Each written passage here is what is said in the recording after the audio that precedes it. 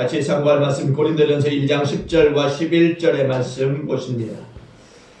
제가 구약성경, 신약성경 265쪽에 있습니다.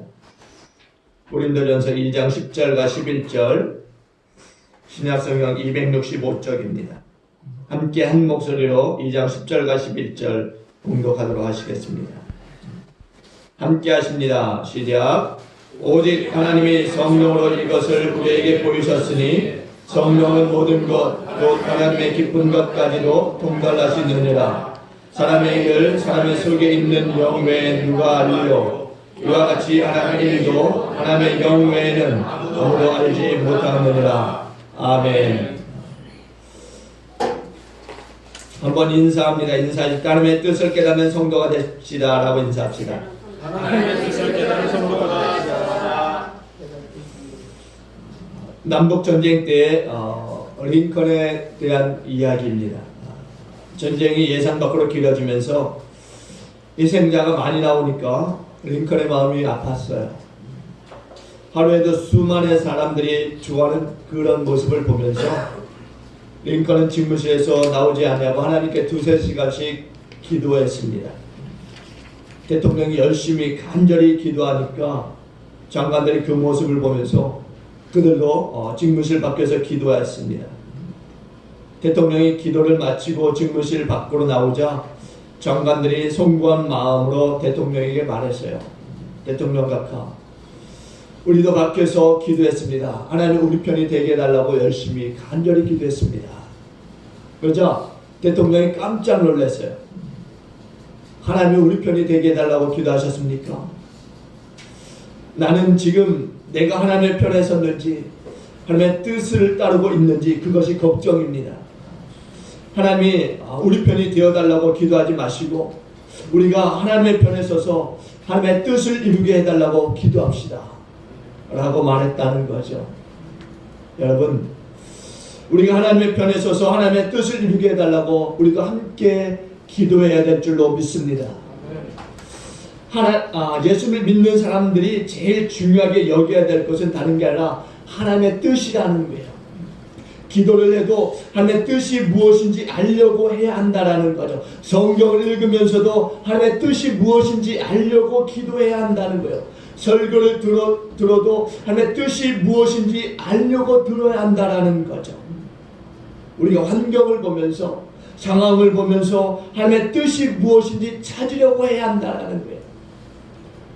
하나님은 우리가 하나님의 뜻을 알고 하나님의 뜻을 이루기를 바라고 계신 것을 믿으시기를 바랍니다. 성경은요 여러 곳에서 하나님의 뜻을 강조하고 있어요. 마태복음 6장 33절에서는 너는 먼저 그의 나라와 그의 의를 구하라고 말씀하십니다. 그의 의가 하나님의 뜻이라는 거죠.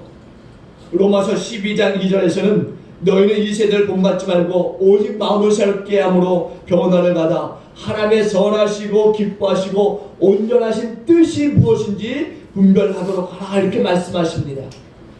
또 마태복음 26장 39절에서는 예수님께서 겟세마네 동산에서 십자가를 놓고 기도하실 때 나의 원대로 마시옵고 아버지의 원대로 하옵소서라고 기도하셨어요. 하나님의 뜻대로 행동하고자 하는 이것이 기독교 신앙의 본질인 것을 믿으시기 바랍니다. 간혹 보면은 기독교 신앙과 미신에 있어서 혼동하는 사람들이 있어요. 기독교 신앙과 미신의 차이가 뭐라고 생각하십니까?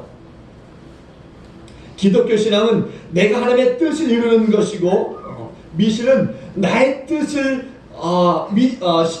미신을 통해서 이루려고 하는 것이라는 거죠. 그러니까 기독교의 신앙은 내가 하나님의 종이 되는 것이고 미신은 신이 나의 종이 되어지는 거예요. 그래서 기독교의 신앙은 어떻게 해서든지 하나님의 뜻을 찾으려고 하는 것이고 미신은 어떻게 해서든지 나의 뜻을 이루려고 한다는 거죠. 예수 잘 믿는 사람들 한번 보세요.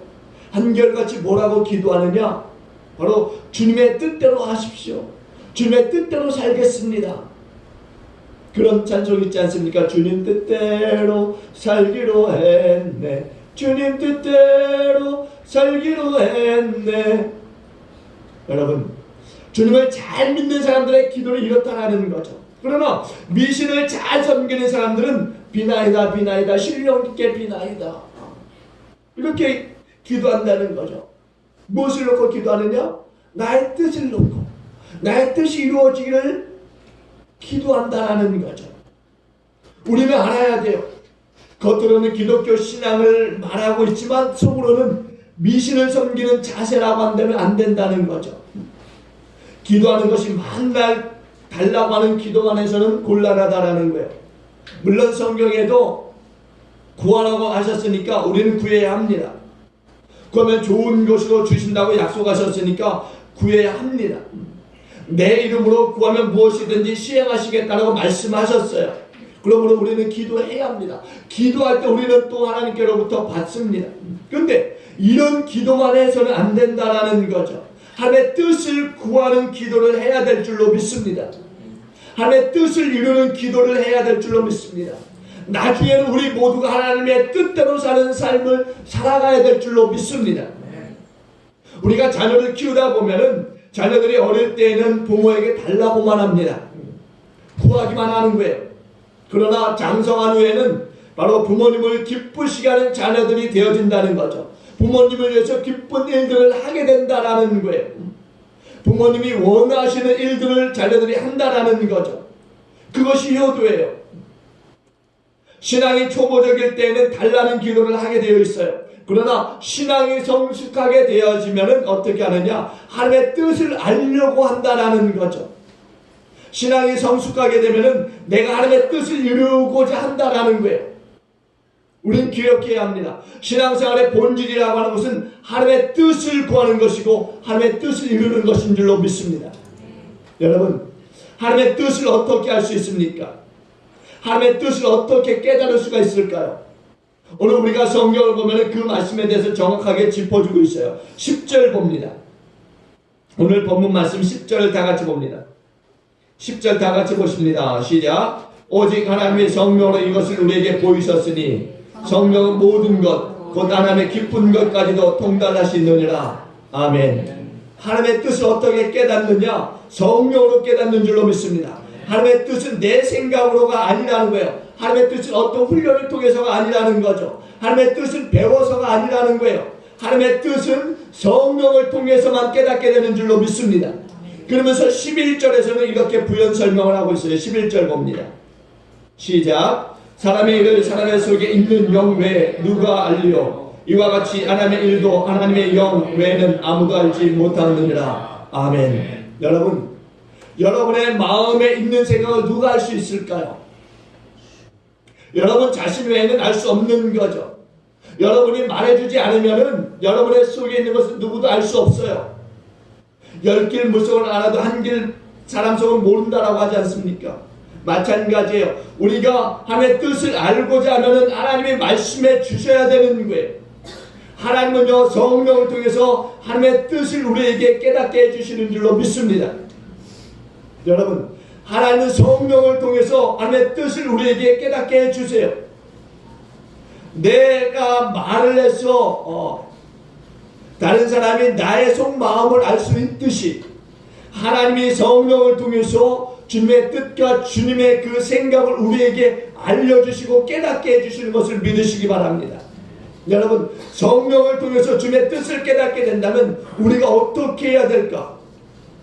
성령을 받아야 되는 거죠. 우리가 중국 사람의 뜻을 깨닫기 위해서는 중국말을 배워야 되는 거예요. 이처럼 하나님의 뜻을 깨닫기 위해서는 성령을 받아야 되는 거예요. 우리가 중국어를 알지 못하면 중국 사람과 통화하지를 못합니다. 이처럼 성령을 받지 않고서는 하나님의 뜻을 깨달을 수 없다라는 거죠. 여러분, 하나님은 성령을 통해서 하나님의 뜻을 깨닫게 하십니다. 성령을 통해서 하나님의 세계를 알게 하시고 또 하나님이 이 세계 속에서 어떻게 진행하고 계신가를 또한 알게 하시는 줄로 믿습니다. 그런 의미에서 우리는 누구나가 다 성령을 받아야 된다라는 거죠. 요즘 사람들 가만히 보면은 시대 흐름에 대해서 굉장히 민감합니다. 현대를 가리켜서 변화의 시대라고까지 이야기해요. 상품을 하나 만들더라도 예전의 것으로는 통하지 않습니다. 새로운 것들을 자꾸만 만들어내야 되는 시대가 되어졌어요. 신기술, 신개발. 핸드폰 하나를 가지고도 상주를 가는 데 있어서 얼마나 편리한지 모릅니다. 어디로 가야 일찍 갈 수 있는지 실시간으로 교통정보를 알려주다 보니까 너무나 좋아요. 또 몇 시에 도착할지에 대해서도 나와 있습니다. 그래서 늦으면 늦는다고, 일찍 가면 일찍 간다라고 얘기할 수 있으니 얼마나 좋습니까? 이처럼 요즘은 아주 최첨단의 시대를 우리가 살고 있는 거죠. 특별히 이 핸드폰이라고 하는 것, 이 핸드폰으로 뭐든지 다 할 수 있어요. 터치 한 번으로 먹는 것을 우리가 또 주문할 수 있고, 또 돈도 지불할 수 있고, 얼마나 편한지 모릅니다. 또 얼마나 많은 사람들이 이 핸드폰을 사용하고 있는지 몰라요. 앞으로 말만 하면 되는 그러한 시대가 곧 올 것이라고 생각되어집니다. 자동차도 음성 인식을 통해서 운행되어지는 그런 시대가 곧 올 거라고 생각이 되어져요. 열면 열리라고 말하면 열리고, 가자고 하면 가는 그런 자동차가 곧 나올 거라는 거죠. 여러분, 많은 사람들이 이 시대의 흐름에 대해서 굉장히 민감한 것처럼 예수 믿는 사람들도 영적인 시대의 이 흐름에 대해서 민감해야 될 줄로 믿습니다. 지금은 영적으로 어떤 시대인가 우리가 알아야 된다는 거죠. 여러분, 영적으로 지금 어떤 시대라고 생각하세요? 지금은요, 성령 시대예요. 여러분, 사도행전에 성령이 강림한 이후부터 지금까지는 하나님의 영인 성령이 주도하는 시대라는 거죠. 그러니까 성령을 통해서 하나님의 뜻을 우리가 깨닫게 되고 또 알 수 있다라는 거예요.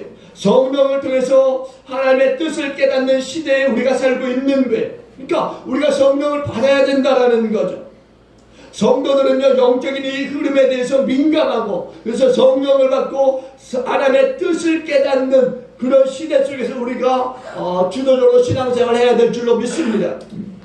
여러분, 신제품이 나오면은요, 많은 사람들이 이 신제품에 대해서 상당히 민감해. 그래서 신제품을 먼저 구입하려고 줄을 서는 그런 시대에 우리가 살고 있어요.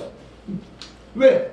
그것을 알아야 먼저 좀 시대를 리더하는 그런 감을 가질 수 있기 때문에. 이처럼 성도들도 성령의 관심을 갖고 성령 받아서 주의 뜻을 알려고 힘써야 될 줄로 믿습니다. 오늘 우리가 주의 뜻을 깨닫기 위해서 어떻게 해야 성령을 받을 수 있는가? 첫째는 모여야 한다는 거죠. 모여야 돼요. 사도행전 2장 1절에 보시면 오순절이 되어서 모두가 한 곳에 모였습니다. 초대교회 사람들은 성령을 받기 위해서 한 곳에 모였어요. 예수님께서 성령을 보내주시겠다고 약속하셨을 때 그들은 집에 있지 않았다라는 거죠. 한 곳에 모였습니다. 모였을 때 성령이 임한 줄로 믿습니다. 그들이 성령을 받고 이후에도 계속적으로 모였어요.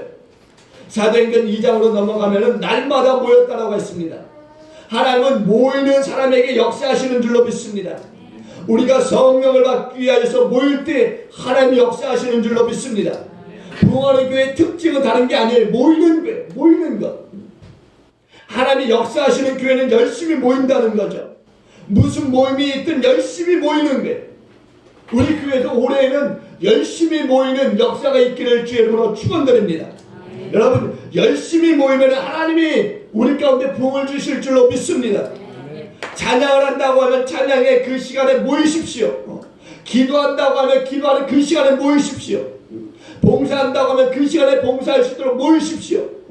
전도한다고 하면 그 시간에 전도할 수 있도록 모이십시오. 모이는 교회가 부흥할 줄로 믿습니다. 여러분, 모여야 하나님의 일들을 할 수가 있는 거예요. 어떤 이유는 열심히 모이시길 바랍니다. 논다고 해도 교회에 모여서 노십시오. 교회에서 노는 것은요, 논다고 하지 않아요. 뭐라고 하는지 아세요? 교제한다, 떡을 뗀다, 이렇게 말하는 거예요. 여러분, 우리가 교회에서 놉니까? 교제하는 거예요. 교제. 여러분, 성경을 가만히 보시면은요, 성령은요 혼자 있을 때 임하지 않았다라는 거죠. 물론 예외도 있습니다. 바울과 같이 혼자 있을 때 성령이 임한 그런 역사도 있어요. 그러나 대부분은 혼자 있을 때 성령이 임하지 않았다라는 거죠. 하나님께서 성령을 주실 때에는 성도들이 각자의 집에 있을 때 아무 때나 주시면은 정말 좋겠는데 그렇게 하지 않으셨다라는 거죠. 여러분, 성도들이 각자 집에 있을 때 성령이 임하면 얼마나 좋습니까? 근데 성경에는 그런 일들이 없어요. 모이라고 했을 때 모인 그 사람들 위에 하나님의 성령이 임한 줄로 믿습니다. 마가의 다락방에 120명이 성령 받기 위해서 모였어요. 성령의 역사가 얼마나 큽니까? 근데 굳이 120명에게만 임할 수 있을까? 더 많은 사람들에게 성령이 임했으면 얼마나 좋았을까? 이왕이면 예루살렘에 거주하는 모든 그리스도인들에게 성령이 일시에 바람같이 임하였으면 얼마나 좋았을까? 그러면은 예루살렘뿐 아니라 더 신속하게 세계복음화를 이뤘을 텐데 우리는 그런 상상도 할 수 있잖아요. 얼마나 좋습니까? 이왕 성령 임하는 거 그렇게 임하면 더 좋은 거죠. 근데 그렇게 임하지 않았다라는 거죠. 120명에게만 주님이 약속하신 그 장소에 모여 기도하는 그 사람들에게만 성령이 임하였다라는 거죠. 오늘날에도 토요일에 모든 가정에 성령이 임하여서 성령을 받고 다음날 주일에 이렇게 예배드린다면 얼마나 좋겠어요. 뭐 예배가 아주 시끄럽게 아주 뜨겁게 드려지겠죠. 근데 하나님께서 그렇게 하지 않으셨다라는 거죠. 하나님은요 혼자 있을 때 성령을 주시지 않았어요. 주의 이름으로 모였을 때 그곳에 성령이 임한 줄로 믿습니다. 그런 의미에서 우리는 주의 이름으로 자꾸만 모여야 된다라는 거죠. 여러분이 주님의 이름으로 모일 때 하나님의 성령이 임하게 될 줄로 믿습니다. 우리 기쁨의 교회는요 이제 주님의 이름으로 성령을 받는 교회가 되어질 수 있도록 자꾸만 모이기를 힘쓰는 교회 되기를 주의 이름으로 축원을 드립니다. 두 번째는 기도해야 된다는 거죠. 기도해야 돼요. 120명이 이제 마가의 다락방에 모여서 무엇을 했느냐? 사도행전 1장 14절에 보니까 기도에 힘썼다라고 했어요. 기도에 힘썼다. 대부분의 많은 사람들이 문제가 생겼을 때 회의를 한다거나 아니면 토론을 한다거나 논쟁을 벌입니다. 자기의 주장대로 하려고 다른 사람들을 설득해요. 자기의 방법대로 해야 해결이 되어진다고 주장합니다. 그러나 제자들은 회의나 어떤 토론이나 논쟁을 벌이지 않았어요. 그들은 기도한 줄로 믿습니다. 제자들이 기도할 때 하나님의 성령이 임한 줄로 믿습니다. 여러분, 성령은 기도할 때 받는 줄로 믿습니다. 성령은 때가 되면 받는 게 아니에요. 성령은 교회생활 한다고 받는 게 아닙니다. 성령은 직분 갖는다고 받는 게 아니에요. 성령은 모태신앙이라고 해서 받는 게 아니라는 거죠. 성령은 모일 때 받는 줄로 믿습니다. 성령은 기도할 때 받는 줄로 믿습니다. 성령은요 많이 모이는 교회라고 해서 받는 게 아니에요. 기도할 때 받는 거예요. 기도할 때 우리가 열심히 모여서 기도하면은 하나님의 성령 우리 가운데 임할 줄로 믿습니다. 사실 예수 믿는 사람들이 기도를 안 하는 것은 아니죠. 여러분들도 기도 다 하실 거예요. 근데 문제는 기도가 집중되지 못하고 간절하지 못하다라는 거죠. 기도하면서 다른 생각들을 가지고 있다라는 거예요. 그러니까 진실되지 못한 기도가 올려지고 있는 거죠. 기도 속에 자꾸만 세상적인 딴 생각들이 있는 거예요. 여러분, 이성적이고 상식적인 그런 기도, 그것을 드리기 때문에 하나님의 성령이 막혀지는 거죠. 때로는 말로만, 입으로만 하는 그런 기도 안 된다는 거죠. 120명을 한번 생각해 보세요. 마가의 다락방에 모였던 120명의 성도들이 얼마나 열심히 기도했을까? 얼마나 집중해서 기도했을까? 얼마나 간절히 기도했을까? 물론 성경에는요 그들이 그렇게 간절히 열심히 기도했다라고 하는 단어들은 없어요. 그러나 그 상황을 상상해 보건대 얼마나 열심히 기도했는가를 가히 짐작할 수 있다라는 거죠. 주님의 약속의 말씀을 믿고 그들이 기도하기를 시작했을 때 하루 이틀이 아니었어요. 여러분, 하루를 기도했을 때 성령이 일어나지 않았어요. 이틀을 기도했을 때 아무런 반응이 없었습니다. 3일을 기도했을 때 아무런 반응이 없었어요. 그러면 어떻게 할까요? 그때부터 한둘 일어나기 시작했을 겁니다. 그런데 여기 120명은 끝까지 그 자리에서 기도한 줄로 믿습니다. 오순절 날이 이르기까지 기도했어요. 그랬을 때 마침내 성령이 임한 줄로 믿습니다. 그러니까 성령을 받는 비결은 다른 게 아니에요. 끝까지 기도하는, 끝까지. 어떤 분들은 10분 기도할 수 있어요. 그러나 조금 뒤면 성령이 임할 수 있는데 일어나는 거죠. 어떤 사람은 3일을 기도했어요. 그러나 4일째 되면 성령이 임할 수 있는데 놓치는 일들이 생길 수 있다라는 거예요. 우리는 성령을 받을 때까지 끊임없이 기도하는 성도들 되어야 될 줄로 믿습니다. 간절히 기도할 때 성령이 임할 줄로 믿습니다. 여러분, 물질을 놓고 기도하는 분들이 있잖아요. 그러면은 그 물질에 어려움을 당하는 사람들은 그 물질을 놓고 끈질기게 기도하게 되어 있어요. 병이 걸렸을 때는 병을 낫기 위해서 끈질기게 기도한다라는 거죠. 이처럼 간절한 마음, 사모하는 마음이 우리 가운데 열심히 있어야 된다는 거예요. 그래야 성령이 임하는 거죠. 성령을 받아야 하나님의 뜻을 알 수가 있어요. 오늘날 교인들의 문제는 다른 게 아니에요. 내 심령이 영적으로 메말라감에도 불구하고 간절한 기도를 하지 않는다는 거죠. 내 영이 죽어가고 있는데도 불구하고 애통해하며 기도하지 않는다는 거예요. 교회가 마귀에게 속아서 영적으로 나약해지는 거죠. 왜? 기도하지 않으니까. 교인들이 성령을 받아서 신앙생활을 잘할 수 있는데도 불구하고 성령을 받지 않으려고 기도하지 않는다는 거예요. 마귀는 끊임없이 세상 속에서 우리를 유혹하는데 우리 성도들은 기도하지 않는 거죠. 여러분, 저와 여러분은요, 성령을 받지 않고서는 살아갈 수 없는 사람들인 것을 믿으시기 바랍니다. 성령을 받지 않고서는 하나님의 뜻을 알 수도 없고 성령을 받지 않고서는 또한 하나님의 뜻을 행할 수도 없는 그런 사람들이라는 거죠. 뿐만 아니라 성령을 받지 않고서는 다른 것을 할 수가 없어요. 성령 받아야 전도할 수 있고요. 성령 받아야 죄를 이길 수 있고요. 성령 받아야 세상을 이길 수 있어요. 성령 받아야 사업도 할 수 있는 거예요. 성령 받아야 자식도 잘 키울 수 있는 거고요. 오늘 예배드리는 여러분의 이 삶 속에서 정말 열심히 정말 불일 듯 일어나는 그런 역사가 있기를 바랍니다. 세 번째는 성령 받는 자리에 있어야 되는 거예요. 예수님이 승천하신 후에요, 제자들이 예루살렘에 왔어요. 돌아온 거죠. 어떻게 보면은 제자들이 낙심할 수도 있어요. 좀 헛다리할 수도 있는 거죠. 예수님이 십자가에 돌아가시니까 모든 것이 끝났다라고 생각하고 제자들이 뿔뿔이 다 흩어졌습니다. 근데 예수님이 부활하셔서 제자들을 찾아오시고 다시 이제 제자들 어떻게 해요?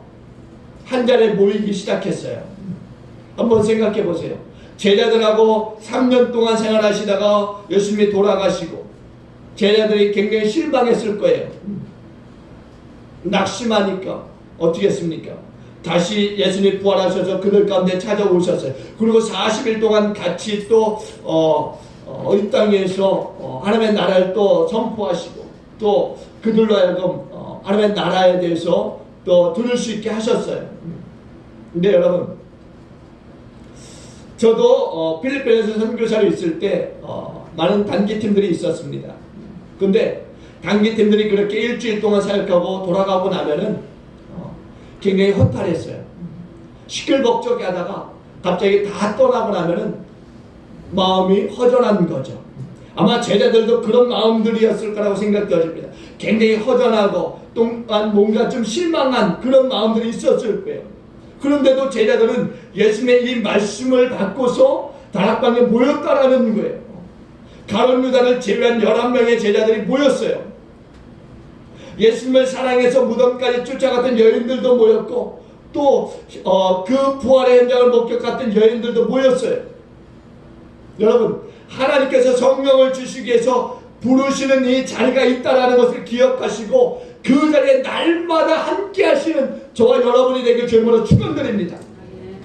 하나님은 아무 곳에서나 성령 받게 하시지 않았다라는 거죠. 성령을 충만히 받는 그 자리를 만들어 놓으심으로 성령이 임한 줄로 믿습니다. 그곳에 모인 사람들에게 성령을 부어주셨어요. 성령은요, 아무 자리에서나 받는 것이 아니다라는 사실을 우리가 깨닫게 된다는 거죠. 성령이 역사하시는 자리가 있어요. 그 자리에 올 때 성령을 받게 되는 줄로 믿습니다. 여러분, 내려놓음이라고 하는 책이 있습니다. 읽어보신 분들이 계실지 모르겠어요. 좀 오래된 책인데요. 이용규 선교사님이 지은 책입니다. 근데 그 책에 이런 이야기가 있어요. 어떤 이야기냐. 어느 교회에서 예배를 드리고 있는데 한 자매가 땀을 뻘뻘 흘리면서 교회로 뛰어들어오더라는 거죠. 이 자매가 예배 드리기 위해서 몇 시간 동안 사실은 소를 찾아서 헤맸던 거예요. 몽골 지역을 헤맸던 거예요. 근데 예배 시간이 막 임박해 오니까 어쩔 수 없이 소를 찾는 것을 포기하고 이 교회로 달려왔던 거예요. 여러분 생각해 보세요. 소라고 하는 거. 한국에서도 소는요 200~300만 원 합니다. 사실 그 소 한 마리는요 재산이에요. 몽골에서는 더 크겠죠. 소 한 마리가 얼마나 큰 재산일까. 우리에게도 큰데 그 사람들에게는 더 클 거예요. 근데 이 자매는 예수 믿은 지 얼마 되지 않았음에도 불구하고 예배의 중요성을 깨닫고 이 소 찾는 일들을 포기하고 교회로 달려왔던 거예요. 근데 놀라운 사실은요, 예배를 마치자 예배당 밖에서 소 울음소리가 들리더라는 거죠. 이랬던 소가 예배당을 찾아온 거예요. 하나님의 역사가 일어난 겁니다. 소를 잃어버렸을 때는 소를 찾는 그 기쁨을 포기하고 예배의 기쁨을 선택했을 때 하나님은 놀라운 역사로서 예배의 기쁨과 소를 찾는 기쁨을 동시에 허락한 줄로 믿습니다. 무엇이 중요한지를 우리에게 말해주고 있는 거예요. 우리의 삶에 있어서 무엇이 중요한가? 하나님의 영적인 그 예배, 특별히 하나님의 영이 성령을 받는 그 자리를 너무나 중요하게 생각하고 계시다는 거죠. 여러분, 성령을 받으면은 하나님의 뜻을 깨닫게 되는데 이것처럼 중요한 것이 어디 있겠어요? 그런 의미에서 성령을 받는 자리에 날마다 여러분 함께 하시는 저와 여러분이 되길 주님으로 축원드립니다. 오늘 예배드리는 이 자리는 성령이 역사하는 자리인 줄로 믿습니다. 앞으로 성령 받기 위해서 이 성령 받는 자리를 놓치지 않고자 힘쓰고 애쓰고 열심히 저와 여러분이 되기를 바랍니다.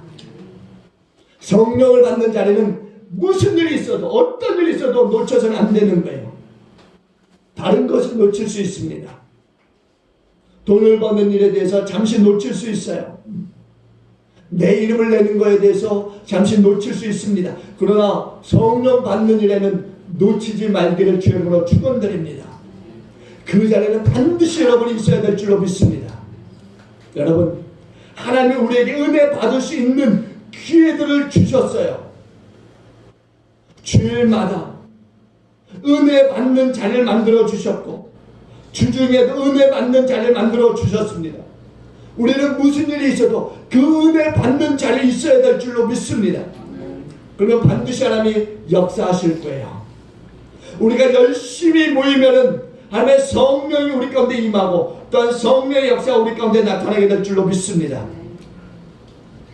성령을 받아야 하나님의 뜻을 깨닫고 또한 우리는 그 일들을 이룰 수 있는 줄로 믿습니다.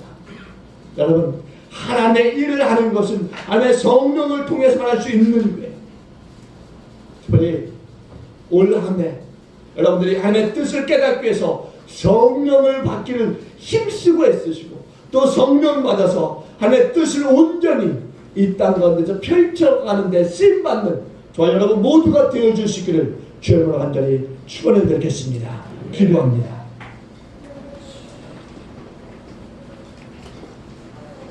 할렐루야. 주신 하나님 은혜와 사랑을 감사합니다. 하나님의 뜻을 알고 깨닫기 위해서 성령 우리 가운데 보내주셨는데 우리 모두가 이 성령을 받기 위해서 모이게 힘쓸 수 있도록 축복하여 주옵소서. 또한 모였을 때 기도하게 하시고 또 모였을 때 하나님 전심을 하는 예배할 수 있게 하여 주옵소서. 그래서 하나님 하나님의 뜻을 이 땅 가운데서 또 드러나고 나타낼 수 있는 우리 모두가 되게 하여 주옵소서. 주님 그렇게 우리를 사용하여 주시고 인도하여 주실 줄로 믿습니다. 감사드리며 예수님 귀하신 이름으로 기도합나이다. 아멘.